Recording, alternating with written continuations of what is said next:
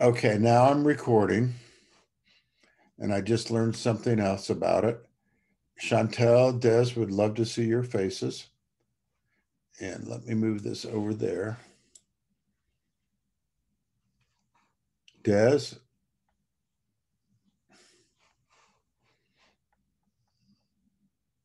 Des.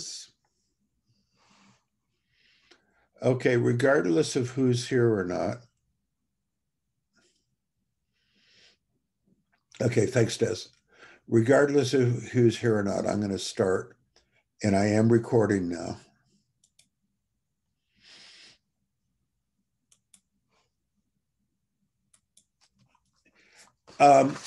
You can see the screen. Somebody speak. Yeah. Yeah. Okay. Okay, we're going to try to get out of this today and then move to the Southwest. I graded all the homework that was in, and most of it was really good. We'll talk about it. Some of you could afford to use more examples, but I liked how most of you did pretty analytical work, and I tried to write comments on everyone's too. Okay, so today we're going to do this and hopefully start the Diamond article. He's depressing. And then we're going to look at one more article about the people in the Southwest. And then we're going to move to the Mound people. Okay, so here we go.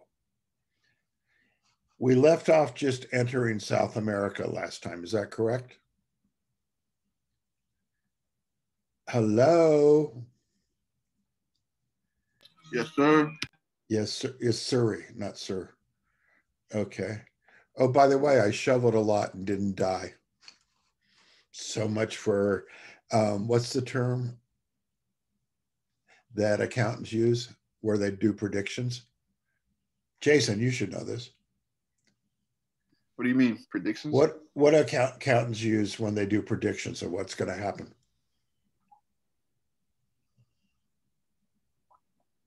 Talking about, we don't do that. I don't know, but by predictions, I should have died shoveling, but I forgot to. It slipped my mind.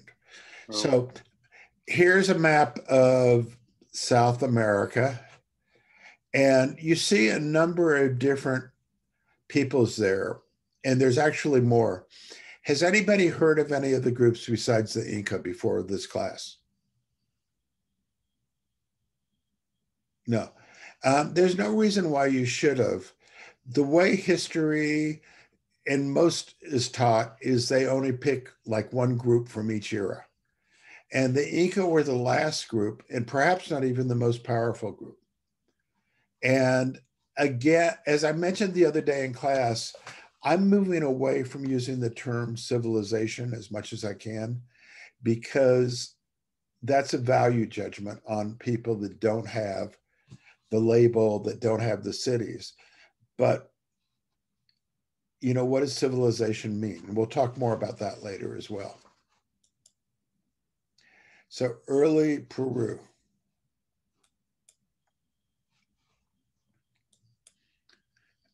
Here's one most people have not heard of. And in this period, beginning about 2300, and again, please stop and interrupt. I mean, this whole first lecture, I might have just taped and done it, but I do want you to have conversations. You see a map of Peru here, and you see certain sites, and you're going to see other sites too. And we're going to look at two cultures. Now, these again are some chapters in the text and as well as my own research, but we'll be addressing each of these in greater detail later on. But they had ceremonial centers around 2300 BCE. What would be a ceremonial center? I have to look to my right because that's where you are all. So anybody, what's a ceremonial center?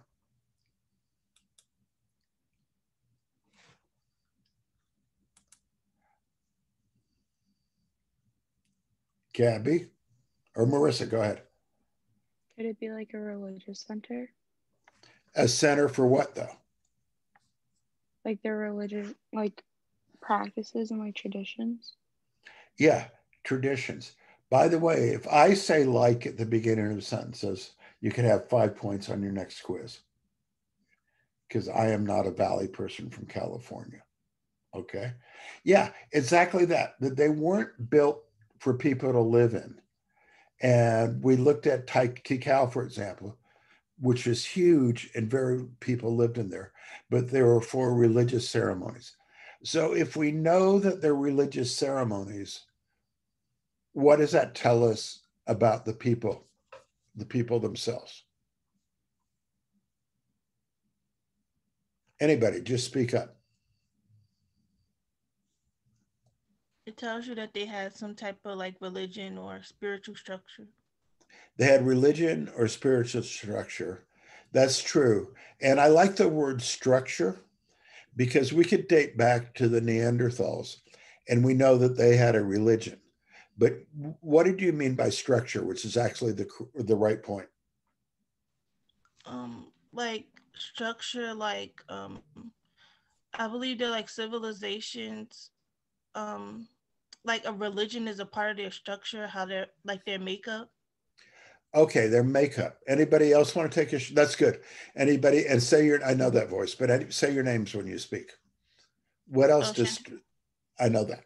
What else does structure indicate? Is structure vertical or horizontal? Vertical. Yeah. So it means they had a stratified society, right? And if they're building things such as this, they're also having people that are removed from labor, removed from food production, and they also have people that are forced into doing these activities. So not only was it stratified, but it was stratified by social class, and there was clearly a division of labor and certainly a oppressed lower class. One of the things they found here are chambers for the dead, where the wealthy, and again, burial tombs are very interesting. The wealthy were buried in chambers. And Des, I have a question for you. Are you ready? Des? Des, are you there still?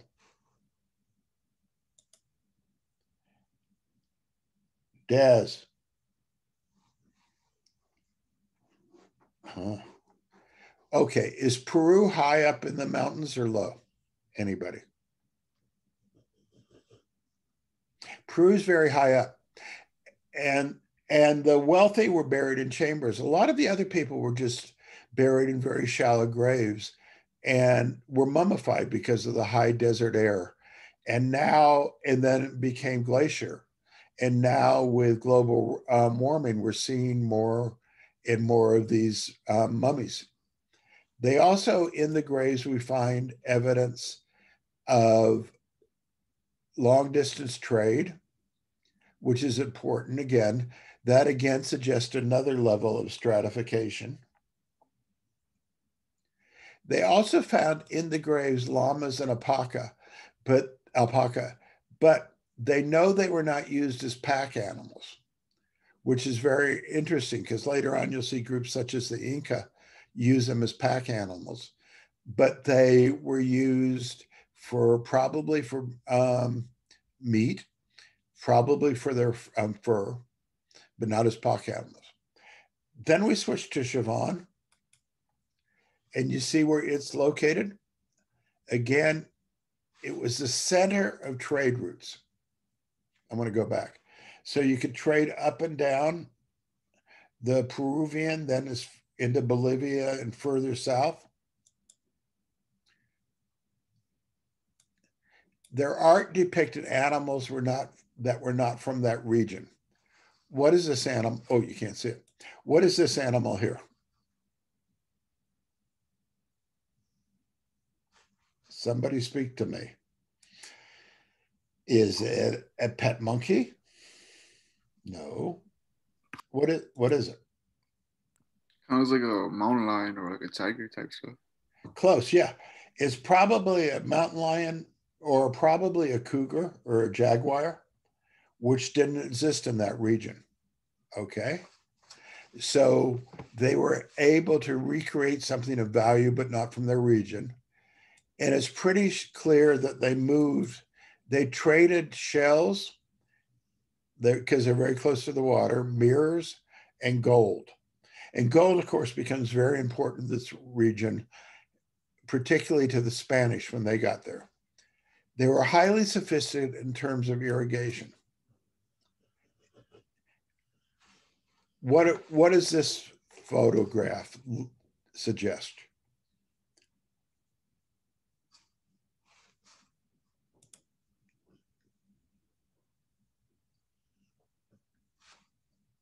What are these? They're called terraces. Yeah, Gabby, were you gonna? I was just gonna say that it's like it looks like their structure is really intricate. Like they took the time to dig it all out. They took the time to dig it all out. Do you think the leaders, the people at the top of the social structure, did the digging? Definitely not. Yeah. So we have a lousy social structure in my house. I have to do all the digging in my garden. Okay. Why do you think they were set up like this? And it's direct contrast to what we read about in the Southwest. Does rainwater go down the mountain or up the mountain? What do you all think? Mountain. Yeah. So these terraces at each level would catch the water and catch the soil. So they wouldn't have the soil erosion that we saw in the Southwest. So it's very complicated structure and very important. We also know that they had their own form of writing. They had stelas. This is one from maybe 200 years before Christ.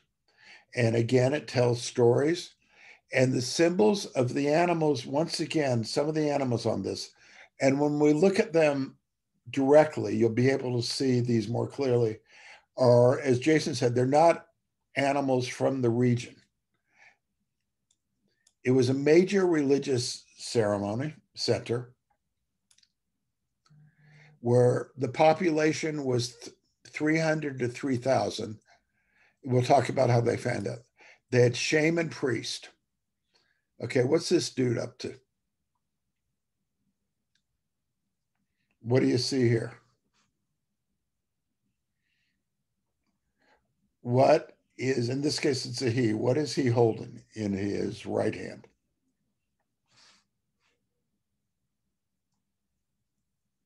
Anybody? What is this? Whoops, what is this? We call it corn. You call it maize. Okay, what's this on? What? Maize? Yeah, maize. Thank you. And when I mispronounce things, please correct me. Maize. What are these things on its head? Snakes? Hmm? Yeah. And what's unusual about these snakes? They're two-headed. Yeah. Going to the sun and to the moon, actually. Great teeth, all the better to have sacrifices with. Claws. Snakes are very important. And these were called shaman priest, meaning they controlled nature. And again, graves are the coolest thing. These are graves that they found. Whoops. These are graves that they found, burials. And the bottom grave here is in what city? Lima. Has Des returned? Des has not returned, but her hometown. So one of the things that's very interesting, and you saw this with the Aztecs in Mexico City, as they build for subways and stuff, they're also finding all these sites. Okay, so that Chavan is probably the big one. And let me just go back. So then we move up a little more to Nazca. Now, even though you don't know it, you've heard of something about Nazca. Does anybody know what you've heard of? Gee, aliens must have been on the planet Earth. How do we know that? Jason, what does that mean? Are those ones like the crops have like shapes? No. Oh, yeah. But there's huge lines in the desert and in the stones at the top of the Andes. And because we are who we are in the West, we couldn't believe that people were sophisticated enough to draw them. So we gave them credit to aliens. And we'll talk about that in a minute. They were big on burials. Now, what do we see here? What position are the dead? Upright, like sitting. Yeah, but what's that at their feet of the one? Other dead people. Yeah, who were probably slaves, right? Because the wealthy would be sat upright, would be mummified, and then the lower classes would be buried alive with them. Later on, when we look at the Inca, the dead were considered so powerful that not only would they be mummified, they would be fed, they would be brought out to ceremonies. There were decorations in the graves. These are both flutes. They had, again, very sophisticated agriculture. Now, these are at the top of the plain. So you have some of the runoffs that you had with the previous group, but also you have these pits. And these pits were to catch various layers of water. Again, showing a high level of sophistication, a great level of forced labor, and very ingenious ways to do agriculture in an arid climate. And something that was missed in the southwest part of the United States with those cultures. Now, this is what the desert drawings, these are pictures taken from airplanes. What do you see in this one? You can see my mouse? No? People see my mouse? The one on the upper left, what does that look like to you? It looks like feet. Okay. Do you see the head here? Maybe I could I'm going to try my annotation thing again, which I screwed up the other day. Oh, there's a spotlight. Oh, can't do that yet. Annotation. I will have this next time. Draw.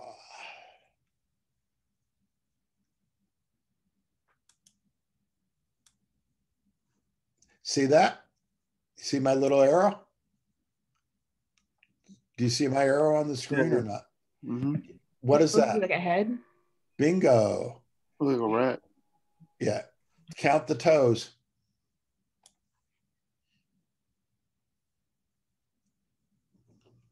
Uno, dos, tres.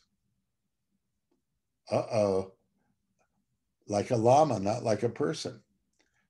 Okay, this one over here, what do we see? Where's my mouse? The one on the right, what do you see? Maybe like a bird. Yeah, definitely a bird with a huge tail. Feathers were very important. And down here, I have a new toy, so don't pay any attention to me. What's that look like? That's not a scorpion or anything. Or like a spider. Yeah, I think it's a scorpion or a spider. Has 6 legs, not 8, so we know it's not a spider, right? Oh yeah. Right. Yes. My son, one of my sons, when he was in preschool, the teacher said, "Let's look at insects. Here's a spider." And my son says, "That's an arachnia, not a spider." I didn't even know what that was. Okay, so the people from the Northern Hemisphere maintain there for a long time that they could not have done this. They wouldn't have the sophistication because these are over almost 2,500 years old.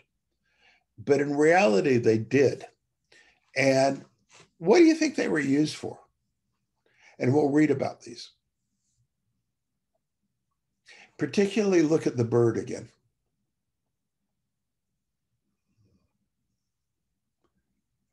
Thoughts? I think it's very precise. Yeah.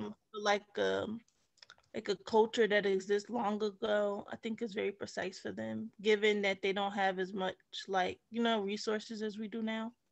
Yeah, they had two resources that we don't have: a much deeper knowledge of astronomy, and they had slave labor. Okay. And it turns out each of these are facing in directions of the path of the sun. So they were very, very sophisticated that way. And again, the amount of, for a time, surplus labor they had because they were producing much more than was needed for everybody to be a worker. But unlike other cultures, they preserved themselves. Now, you don't see Christopher Guadalupe's on camera or Chantel, because I'm going to tell the truth, their heads were chopped off last night. And they're now used as, where's my mouse?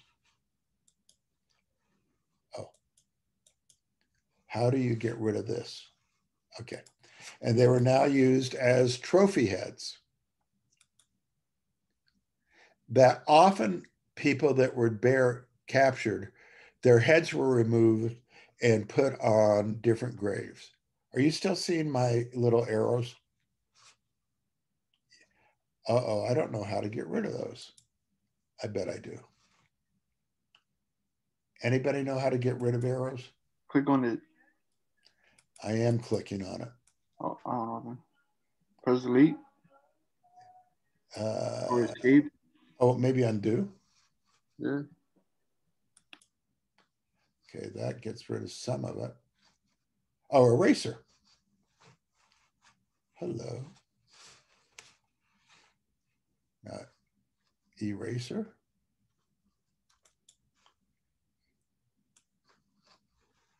Okay, not good. Just ignore the arrows. Okay, so they had trophy heads, and they also had huge cities. This is one, Kalichi, which had ceremonial platforms. It was again a religious center.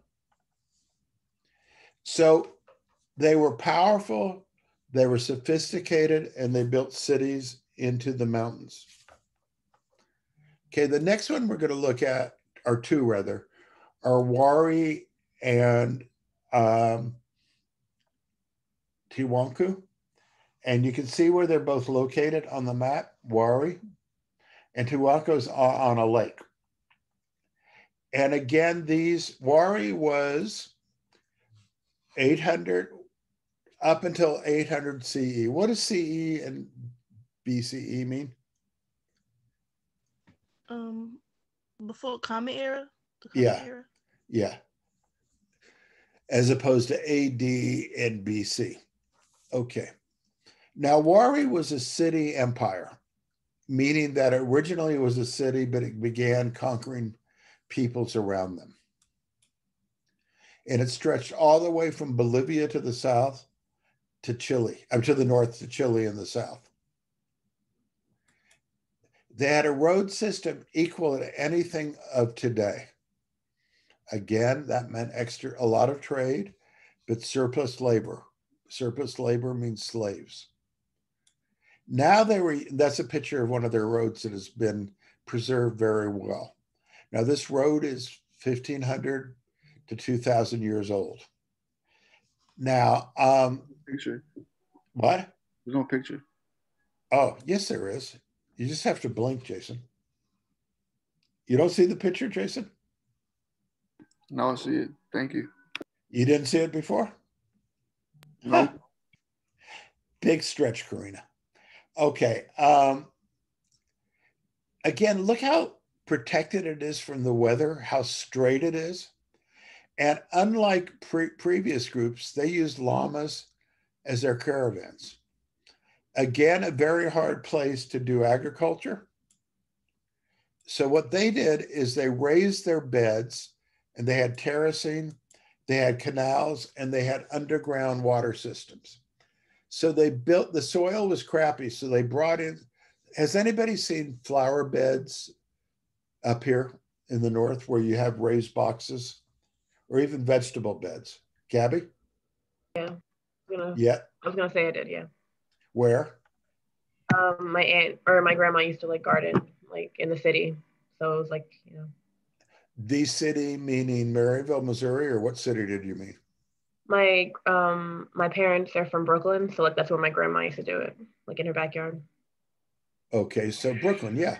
You bring it where you normally can't, there's only one tree that grows in Brooklyn. Nobody gets that, right? That's a very famous book, A Tree Grows in Brooklyn. So they were doing that here. They brought in soil and they built up raised soil beds. They had terracing and they had canals and they had underground water systems. A group none of us have ever heard of, but very, very sophisticated. They also had, as with this was passed down to the Aztecs later on, very sophisticated ways of keeping records with a series of knots, which you don't see, but now, Jason, do you see my knots? Does anybody see my knots? Nobody sees my knots.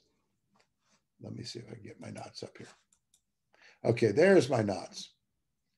Okay, each of the colors, each of the lengths is a way to keep records. Again, how they buried people reflects social class. Look how these people are all wrapped up, no place to go, but so well preserved that some of the colors even have been preserved. And this is from a site, again, from Lima. And again, as they dig in Lima, they find more and more of the remains of these people. I have a question. Who was I? Chantel. Yeah, go ahead, Chantel. Like, how do the Cupu knots, like, how does that keep records? When we look at the groups, we'll go into that in detail, but basically it's the length. You saw, here, let me go back. You see these little knots at different locations? That often indicates the year. Then there's the color. Okay, and we'll go through that. I actually have a little video that I'll show you on that. Good point. Other questions or other points?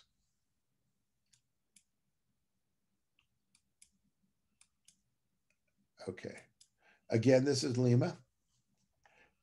Now, the other group in this area that was actually shorter lived, but interesting, it's a city on a lake. Very similar to the Aztecs. Whoop. They were built on a lake, Lake Tihuanca, and they were able to get 2 crops a year, which is unusual. But their agriculture was so sophisticated. Look what they did. They had floating beds in the lake in order to develop agriculture. Okay, so they got 2 crops a year. Now, nobody really lived in this city except for the high. Any questions on this? We're going to look in detail about this later on, but again, it shows the sophistication. And you see the one person not working? Royalty. Very sophisticated cities. Lots of statues. Now, this statue here is actually facing towards the sea. What would that tell you? They worship the sea. They probably, yeah, they got a lot of stuff from the sea. Their main god was the moon rather than the sun, which is, somebody pointed out, I think it was Gabby actually, was the tides. They also had this great microphone. You could speak through this and it could be heard for up to 50 miles away. We found that among the Navajo too, that they had something that was good for 10 miles. Statues, which was the gateway to the sea. And in the background, you can see tourists. Okay, now again, what I'm doing is trying to go chronologically through these groups that we're going to study in great detail later on. Next two, Cinca and Chimu, pre-Incan and anti-Wari. This is where they lived, a little further to the north. But you can see on this map various cultures. House of the Moon, again, meaning they were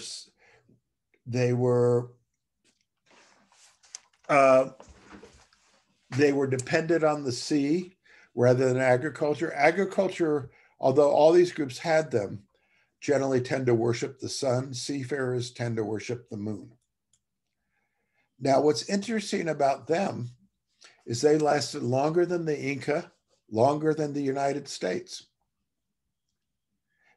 I would not mess with their God. Look at that. Would you fight that person? It's got gold. It's got claws. It's got beady little eyes. And it was very vengeful. Burial again reflects stratification. And they had massive tombs throughout their cities. And in the tombs, they had layers of where the wealthy were buried and where the poor were buried with artifacts. And the wealthy were buried with slaves who were and animals that were alive.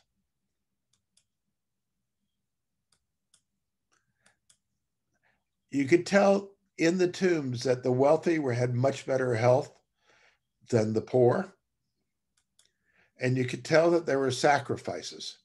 So you would see actually people, this is a drawing in a museum, a reproduction, but you can see how the wealthy are in the back of the tomb or sitting up, and then the others were smothered in very awkward positions.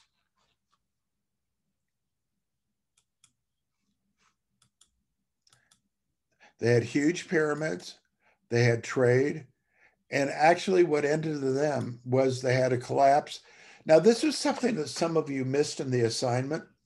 Yeah, there was drought in the Southwest, but you got to separate the drought as not a human-made catastrophe from the human-made catastrophe. But they had droughts and they had floods and they had revolts. And I talked to you before about how the Inca, how the Mayans had series of revolts. So did they. And with that, they lost their trade and they lost their power. Now, Shimu came a little bit later and actually overlapped with the Aztecs. They had a lot of gold. This is where they lived.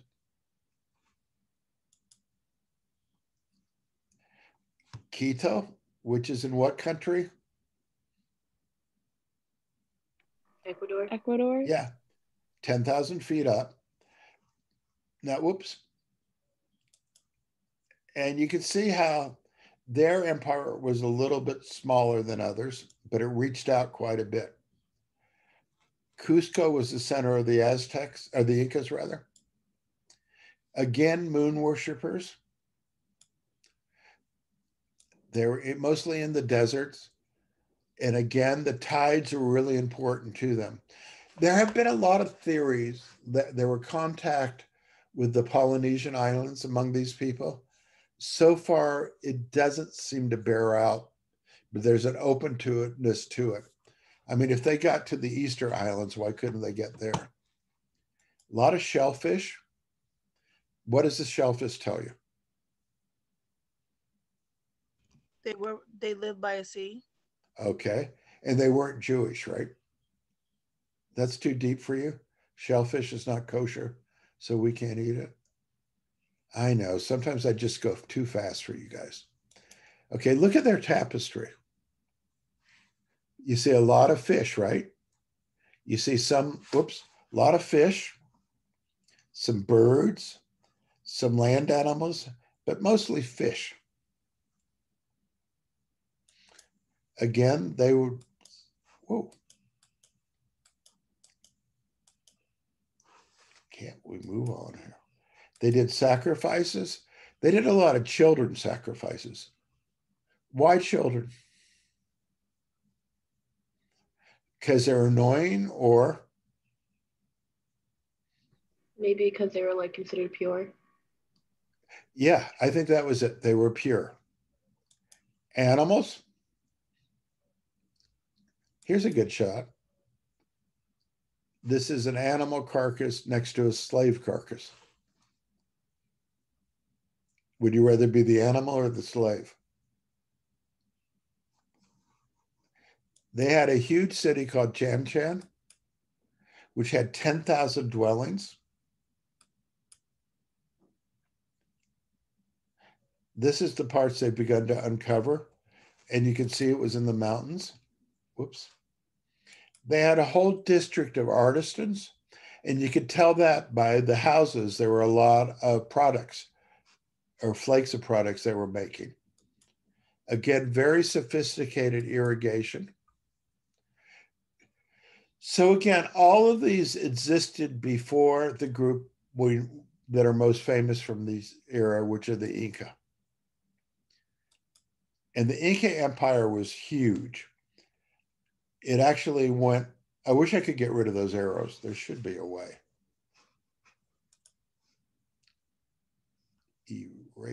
Eraser. Who the man? Now I'm going to ask for trouble. Okay, their empire went all the way up to Bolivia and all the way down to the bottom of South America. But their trade routes went even longer. Do you see my arrow or not? Yes. We're being very quiet today. I lost my ability to erase or to use my mouse. Okay. Exit that and move on. Okay. They were new. I mean, their empire really began in 1438. What year did Columbus sail the ocean blue? What year did Columbus sail? 1492. Yes. And by the way, what happened in 1493 in Spain when he came back? Two things. Syphilis, a product of the New World and Columbus's people, and the Jews were expelled from Spain. But they were only there for 60 years as an empire before the Spanish began to build. And they were destroyed by 1533. So they were a new empire. But the way they worked is that each ruler was required to expand the empire. So you see on this map, you see the map? You see how it expanded? You know, even before they became formalized, with each, the leaders were called the Incas. With each Inca, it got bigger and bigger and bigger. And their warfare differed from others. If they took over a territory, they would dislocate the people and move them out of their territory. What would be the reason for that? There were two.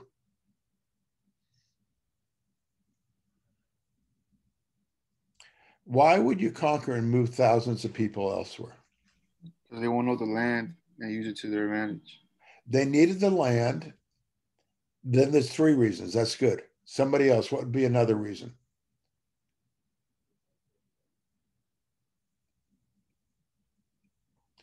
I don't know if this is correct. I don't know if this is right, but for me, if I had a civilization, I would probably move them out because I wouldn't want them to like have a uprising. Yeah. Like I wouldn't want to band together and like, you know, like overtake the place.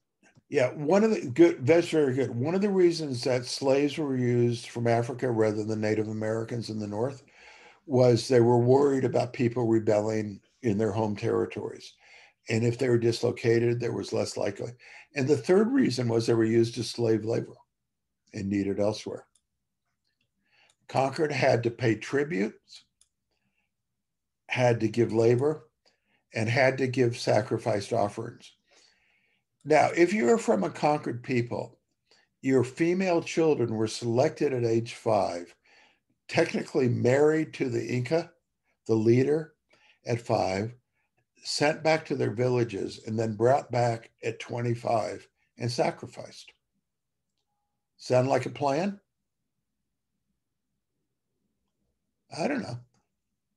And their biggest city was Cusco. Has anybody been there besides me? Again, this is the reason why I call places sites rather than ruins, because it's still inhabited. It was their capital. It's about 14,000 feet high. Don't bring an 8-year-old there. Okay, that was my son. He got altitude. But you see this shape here? Whoops, you see the shape of the city that's highlighted in purple? It's shaped like a serpent. Okay. Again, the degree of planning that goes into that is just amazing. This was their capital when their last ruler was killed. And this is a photograph of him being killed by the Spanish. He was strangled. He had surrendered, converted to Christianity, given what they begged for, which is a room full of gold, and then killed anyhow. Now, Cusco, as I said, is occupied continuously to today. This is a picture of it today at night. It's beautiful. It's a horseback or a walk away from Machu Picchu, which is a ceremonial capital. The Spanish didn't, that's it there. That's my other son. So if the one was 8, he would be about 17 at the time. We were dumbasses. We decided to hike in on the Inca Trail. It's a 4-day hike, and our guide was 7 months pregnant. We could not keep up with her, and she just thought we were the dumbest people she'd ever met. But look how well laid out it is, and look how beautiful it is. And the Spanish didn't find it, and not, quote, discovered until 1911. So it was never destroyed, unlike most of the other sites. They had great deal of communication. They had 2,000 miles worth of road. They had runners that would go up and down the roads. You know, they would go 20, 30 miles, and then another runner would pick it up. They used llamas and captured people as their beast of burdens. These are remains of the roads today. Sophisticated. Look at that, what they had to do to go up and down the mountains and the bridges they had to build. Tremendous wealth for some. The Spanish took 24 tons of gold away. 24,000 tons. This is another portrait of their ruler being killed. And you see the room is stacked with gold. They had royal mummies. Now, the mummies never died. They would be sat around and fed and washed and brought to ceremonies. So ancestor worship was big. See, they're buried with pots and pans. Those are actually food offerings brought to them. Very sophisticated agriculture with terracing and drainage ditches again. And again, think about how that avoided the tragedy we saw in the Southwest. Stratification, the Inca were the sun. Ideally, they were to marry their sister. Then they had the council of priests, then the nobles, merchants and artisans, but the biggest group were the farmers and the slaves. So then, stop share. That, boys and girls, are the people that we're going to study this semester. So Monday, you have another article to read about the Southwest. And from there, we'll begin to go on. Any questions? Have a great weekend. Bye-bye.